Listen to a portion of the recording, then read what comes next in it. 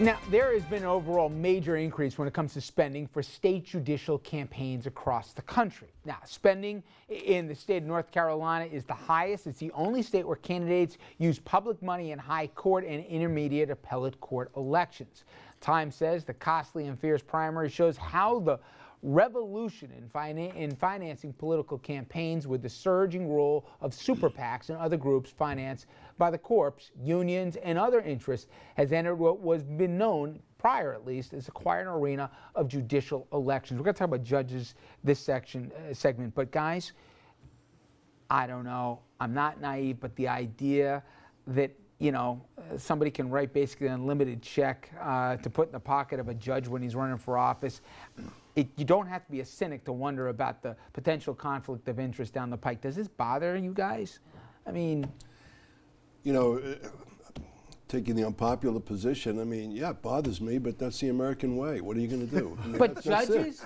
Would you prefer judges get appointed, or would you prefer that they got to run and put their hand out to get money to be elected? Let's look at the federal system. The federal system, judges are appointed, and they're appointed for life. And basically, no matter how rotten the judge turns out to be in terms of his decisions, he's got a lifetime job. There's no way you're going to get him out until you carry him out by the handles. That's the truth, okay? Okay, but let me be the cynical side here and say, you're running for judge in West Virginia, and the coal industry says, I'm going to write you $1 million check. What do you think the guy's going to know when he's got to run for re-election? That any case with a major employer in town, whether it's environmental, labor, whatever it is, who do you think he's going to look out for? Let me throw the question. No, answer. Don't answer with a question. Was that a considered choice? Because that very case from West Virginia with the coal industry went up to the Supreme Court in 2009. No, it's just dumb luck when I threw it out. Well, it was perfect. It's a perfect segue because that's the answer. In 2009, a CEO of a coal company in West Virginia gave tons of money to the judge who was going to hear his case on appeal, went up to the Supreme Court. Supreme Court said the judge should have recused himself from the case and overturned the judgment. So the courts have to police that, not the state court who... But you know it's not that clean, Mark. But let me get back to you. No, it's not that clean. Let me answer your question. I don't see any difference between somebody basically giving money to a judicial candidate than I do in having the Senate have to confirm a... I'll tell you the difference. I'll tell you the difference. But let me finish. 1 out of 100, and that guy's 1 out of 1. Okay, but the fact of the matter is, do you really seriously question the fact that the Senate's decision as to whether to confirm or not confirm is based 99.9% of the time on that judicial candidate's political philosophy and thinking? My only point is usually those committees have 13 people on them, okay? It's usually split. Political appointees, it's completely a political process. I don't debate that for a second, Bill, but my only point is one person, man or woman, doesn't make a decision. Now you're talking about the law, not some appointee. You're talking about judgments here. Do we want the judges being conflicted because they got to run for re-election, they got to have their hand out, and that's the guy who wrote the check for him? I think it comes back to the point that Mark just made. Basically, if a judge who has accepted a large political contribution or a campaign contribution has a case in which the interests of that particular contributor are at issue, he should recuse himself. And what does recusal mean? He's required to recuse himself whenever he feels that there would be an appearance of impropriety or a potential conflict. And if he doesn't, then you can raise the issue on an appellate court level. But if a judge is getting a check from, let's say, a private... Soros or the Koch brothers or somebody. The owner of a private prison. Okay, and perhaps you have to decide whether people go to that prison.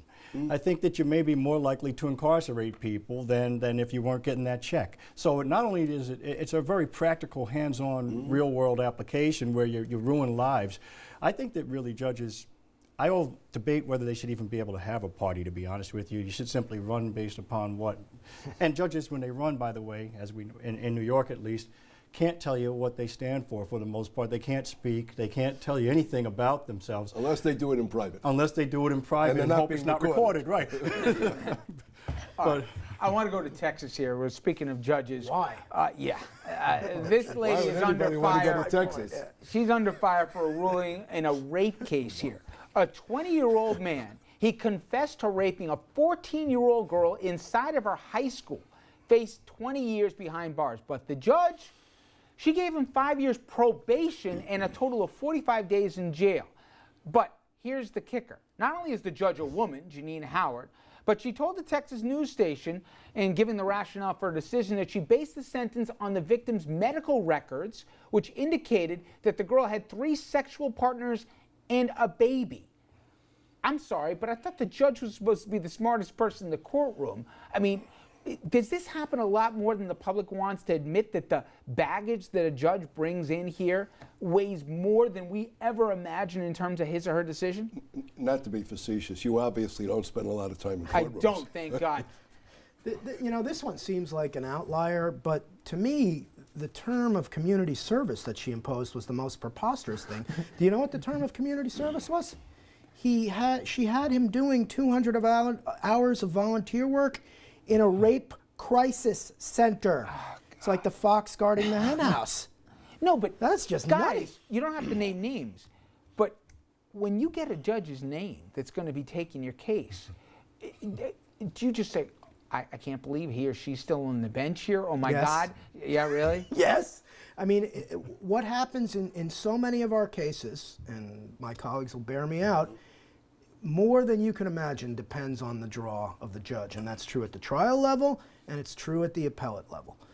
So their predilections, you can get radical disparities in evidentiary rulings, sentences, et cetera. Even direction, I would guess, for the jury, right? If you Every, have a jury. well, those are policed Yeah.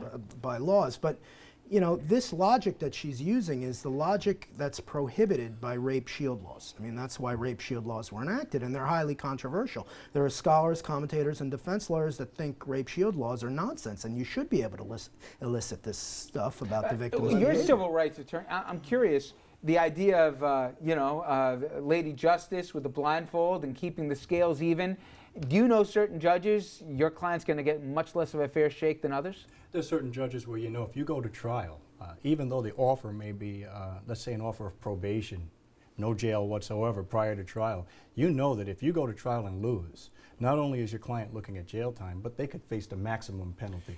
You know, Really? It's a clear going penalty back, for going to trial. going back to when I was as young as these two guys, there was a lot of judge shopping, even within the federal system.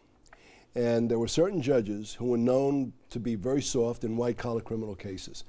And so if you had a client and you would agree to enter some sort of a plea to waive indictment, they would be lining up outside the door to make sure that you could plead before the judge who was soft on white-collar crime. Now, the way the federal government dealt with the judge shopping issue is they went to what's called an individual assignment system.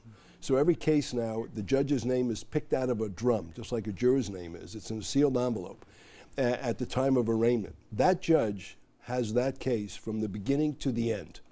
And so, yeah, I mean, judges have their own reputations, and you know what judges to stay clear of and what judges not to stay clear of.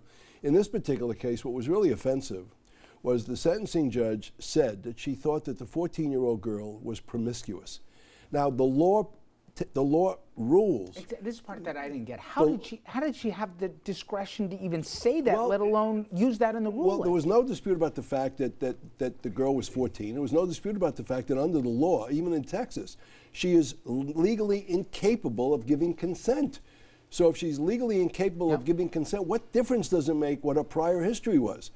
You know, and so for this judge to just turn a deaf ear and a blind eye to what this guy had done and just give him a light sentence, a slap on the wrist, and then basically blame the victim, that's just outrageous. Although at the same time, I think that you do have to look at the individual, because not every 14-year-old girl looks the same. Some of them, they look like Beyonce, okay? And if she's in high school with this guy, he's a high school student as well. He's not one of us. I was going to wrap. You just opened up Pandora's box there, didn't you? Had to I'm go sorry. there. All right. Well, he was 18 at the 18, time. Yeah. right. So it's interesting. She could have meted out the same sentences without going there and Right. speaking about the woman or her appearance or her behavior. This was unnecessary. That was unnecessary, but in a certain way, if this is what she's thinking, it's almost refreshing to hear the candor, so the voters, to the extent that she's elected, could make up their minds what this person is about. But what if you're the victim?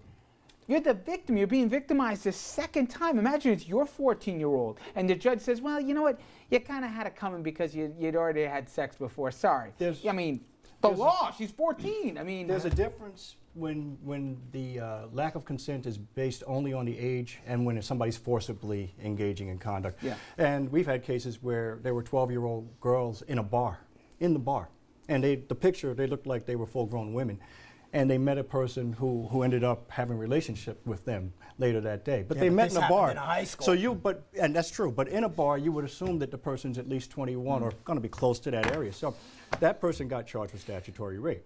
Now, in a case like that, we were able to plead that down to a misdemeanor, but when you really stop and look at it, the dynamic of the facts really control. And sometimes the sentence sounds outrageous, but if we don't know everything that's involved there. Hearing what she said, she should not be behind a bench here. But That may be true. So it's fortuitous that she was honest about her thought process, warped or not warped, because she could have done you're the going to same. tell me it's good that Sterling was recorded saying his crap too? I mean, come on. Just because somebody's honest doesn't make him not an idiot. Well, but Sterling isn't meting out justice. He's just a guy who owns a team and is paying people. He has to adhere to certain Fair enough. nebulous rules promulgated by his organization. This person is a public servant. Yeah, which is very frightening here. Mark, Bill, Mayo, gentlemen, very good stuff here. I feel like I've been yelled at for the last hour. No, I know. It's This is all what good. you do when you put Yes, 3 defense lawyers in a exactly. room. My God.